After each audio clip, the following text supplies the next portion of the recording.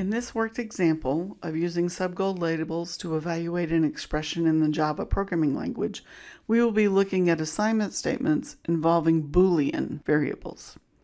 We will be using subgoals 1, 3, and 4. Here's the problem statement. Evaluate these statements. If invalid, give the reason. If valid, what are the values of the variables? The statement is result is assigned the value of beta less than or equal to alpha. Subgoal 1 says to determine the resultant data type of the expression. The variables alpha, beta, and gamma are all declared as integers,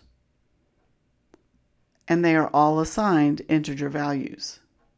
Alpha is assigned the value of 42, which is legal. Beta is assigned the value of 1, which is legal.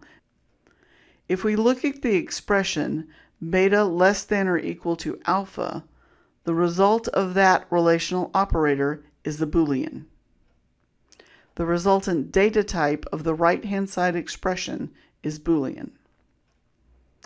Subgoal 2 is not used in this example. Subgoal 3 says to now evaluate the arithmetic expression. If we plug in the values for the statement beta less than or equal to alpha, beta has a value of 1 and alpha has a value of 42, so 1 less than or equal to 42 has a value which is true. Subgoal 4 says to look at the left-hand side of the assignment statement, in this case, which is the variable result.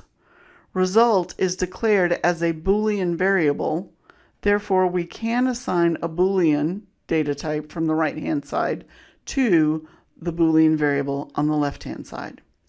Therefore, we would copy the value true into the variable result.